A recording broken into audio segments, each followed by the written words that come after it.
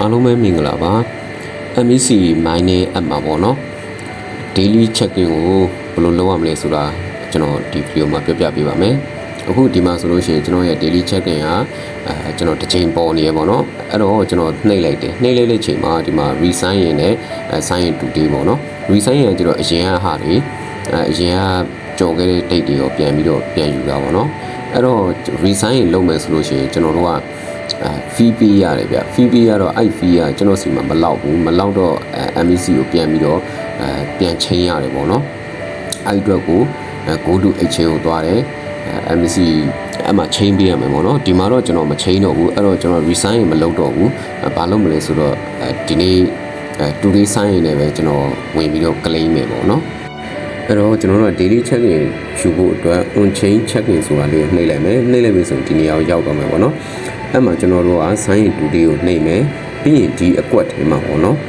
သူစလုံးလေးတွေအမှမှိန်လေးပြထားတယ်အဲ့ဒီစလုံးအတိုင်းတပုံစံတည်းကျွန်တော်တို့ကအဲ့အကွက်ထဲမှာလိုက်ပြီးတော့ရိုက်ထည့်ပေးရပါမယ်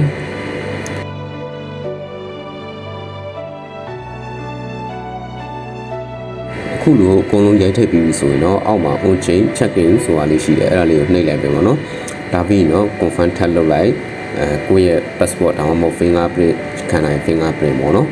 အဲ့ဒါလေး confirm လုပ်ပြီးတော့ရင်တော့ဒီမှာ pending ဆိုပြီးဖြစ်နေတယ်စက္ကန့်လေးစောင့်ပေးလိုက်ပြီဒါဆိုရင်တော့အခုကျွန်တော်က daily check-in ယူတာပြီးမြောက်သွားပြီပေါ့နော်အခုလိုပဲ daily check-in တွေကိုနေ့တိုင်းပေါ့နော်ဒီနေ့အတိုင်းလေးပဲယူသွားမှာပါဒီနေရာမှာတော့ဒီနေရာမှာဘာကွာနိုင်လဲဆိုတော့တရက်နဲ့တရက်မတူနိုင်တာကဒီကျွန်တော်တို့ခုနက daily check-in ကိုယူတဲ့အချိန်မှာရိုက်ထည့်ပေးရတဲ့စာသားလေးတွေကတော့ပြောင်းသွားနိုင်တယ်အဲ့ဒါကလည်းသူရေးပေးထားတဲ့အတိုင်းကျွန်တော်တို့တပုံစံနဲ့လိုက်ရေးပေးရုံပဲပေါ့နော်ရေးပြီးတော့ check-in လုပ်ရုံပဲဒီလောက်ဆိုရင် daily check-in ဘယ်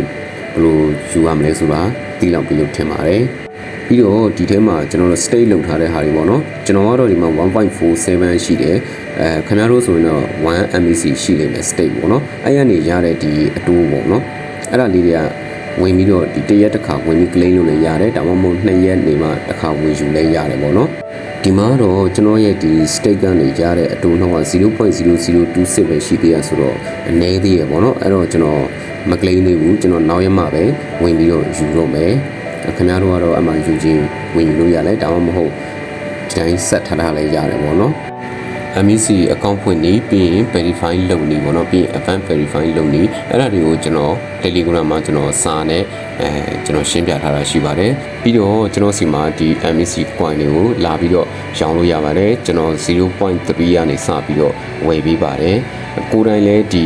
MEC ရဲ့ P2P network မှာတွားပြီးရောင်းလို့ရတယ်ပေါ့နော်အဲ့ဒီမှာရောင်းဖို့အတွက်အခက်အခဲဖြစ်တဲ့လူတွေဒါမှမဟုတ် Binance account မရှိတဲ့လူတွေပေါ့နော်အဲ့လိုလူတွေက